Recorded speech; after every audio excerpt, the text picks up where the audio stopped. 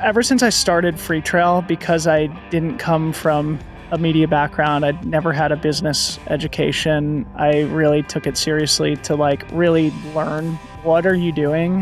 How do you do this? Who is doing something similar in a different category or a different sport, a different space? And, what are they doing well? What can I learn? And in that process, which is now been 4 or 5 years, I learned that, B2B media is, as opposed to consumer-facing media, B2B media is a really interesting way to build an audience, a community, and a business.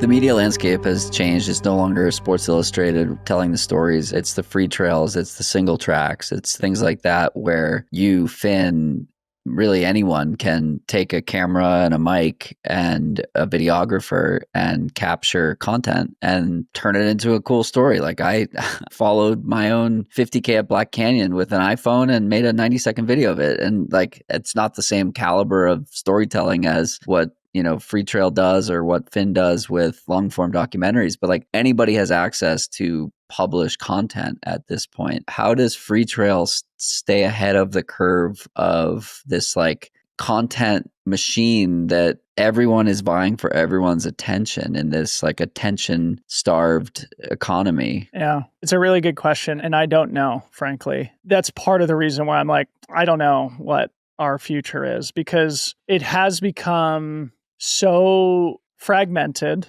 and there are no moats. There's nothing that protects a business like ours, right? Anybody can do what we do, more or less. My point is that, it's really hard to differentiate. And I don't know, I have complicated feelings about this because at the same time, I'm wow, the sport is so freaking noisy right now. How do I even keep up, let alone how do I break through and make our content worth something? Does the world need the Freetrail podcast? Maybe not. I definitely have an eye towards okay, well, if we are going to survive, we do have to have something that differentiates us. And so we've done a bunch of things that are novel. We have our fantasy trail running platform. We do the Trail Runner of the Year vote at the end of the year. We have TrailCon that's coming up. That's going to be an important sort of tentpole moment for us annually over the years to come. We own 2 race events ourselves. So our business is diversified enough to,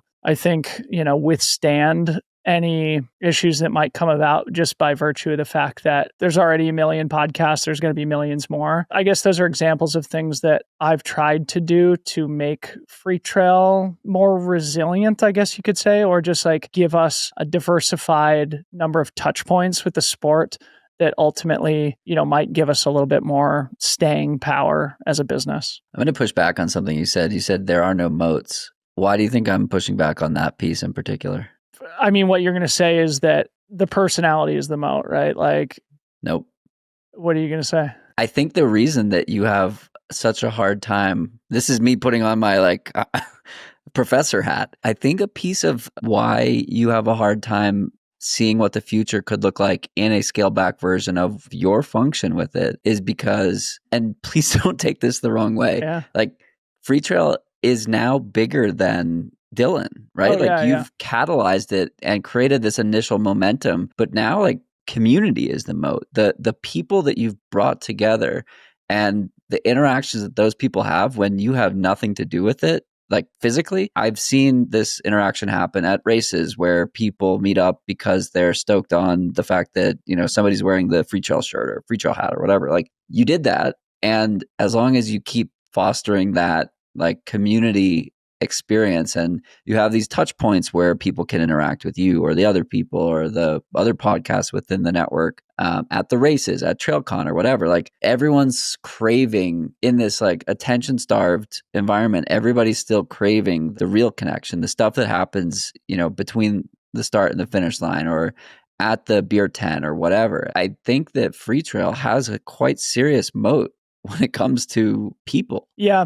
No, I appreciate you saying that. And it really is something that we're proud of and take seriously too. And we're just really grateful for the people who do support us and consider themselves part of a broader Freetrail community. And yeah, I mean, don't get me wrong. Like, I think this moment in media is really interesting. I think it's a good thing that anybody can buy an inexpensive microphone and start a podcast and get their thoughts out into the world. I mean, thank goodness I had that opportunity myself. And so Same. shame on me if I'm like, hey, get off my lawn. There's too many podcasts at this point. But the fact is that it is a noisier environment. You know, you do have to probably work harder in order for your content to feel valuable and relevant, quote unquote. So those are things that I think about, but genuinely, like, I've been in the game for a long time. I know a lot about the sport. I know a lot of people within the sport. I do love the sport. And as long as that's the case, like, I do have confidence that there will be a reason for us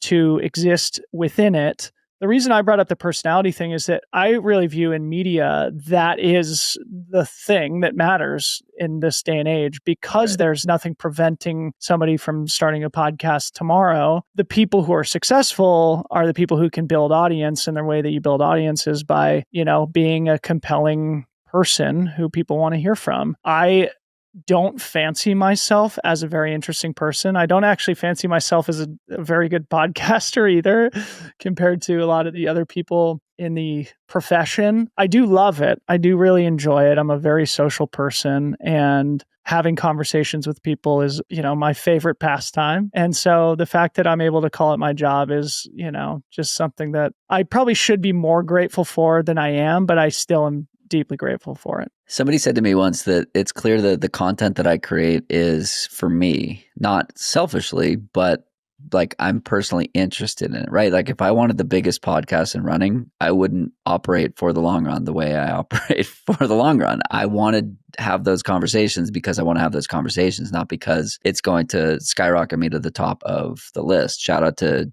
Jason Fitzgerald and Freetrail and all the people that are at the top of the list that have done it differently. For me, it's like the deep and the rich, compelling conversations.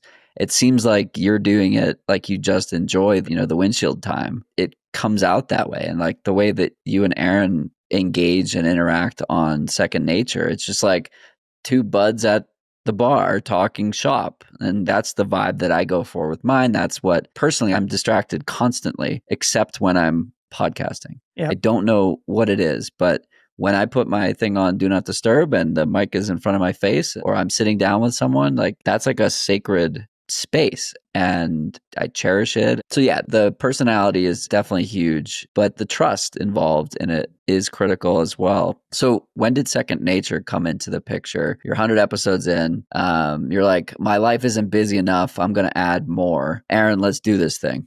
So the story with this is, I guess I definitely have a problem in that I'm very fear motivated. Like I always think everything's going to fail and go to zero. And therefore I'm like, always like, oh, what else can we do? What else can we do? Et cetera. Some might call that diversification of risk. Yes. I guess that's the accountants and investors listening might spin it that way. A kinder way of saying it. So ever since I started Freetrail, because I didn't come from a media background, I'd never had a business education. I really took it seriously to like really learn, what are you doing? How do you do this? Who is doing something similar in a different category or a different sport, a different space? And, what are they doing well? What can I learn? And in that process, which is, now been 4 or 5 years, I learned that B2B media is, as opposed to consumer facing media, B2B media is a really interesting way to like build an audience, a community, and a business. And as I thought about it, I thought,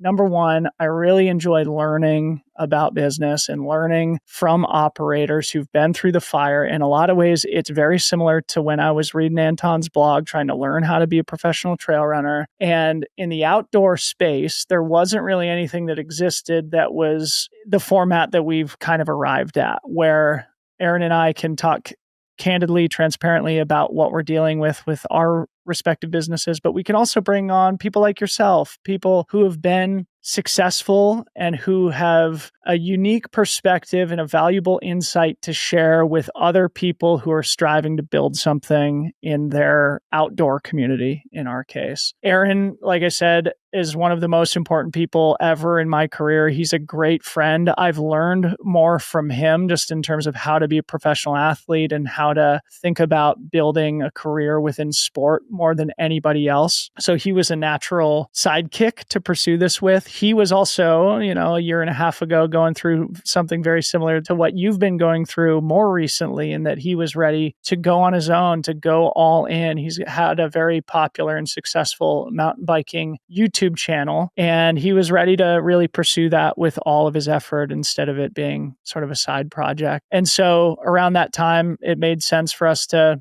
turn the mics on and start Second Nature. And yeah, it's been a really fun journey. We already crossed 100 episodes, which is crazy. We definitely speed ran our way there. And Aaron has definitely been more of the hardworking force behind it, just by virtue of the fact that I've just been so freaking busy recently. But I am both surprised and not surprised at the way that it's taken off. Like, people genuinely seem to enjoy it. Aaron and I definitely enjoy doing it. And I think the sky's the limit. In a lot of ways, I think it has a lot more potential than Freetrail does, which makes me excited, but also nervous. And that's part of the other reason why I'd say, like, I really don't know what the future looks like, because I have a few things going on right now and I want to do everything, but I definitely can't. And I'm coming more and more around to that reality. And so, decisions will need to be made in the future. And right now, Second Nature is very much just a non-monetized side project. And if it ever was going to be more than that, I think it has the potential to be a lot more than that. But it would be at the expense of Freetrail, and that's certainly not a sacrifice I'm willing to make at this point.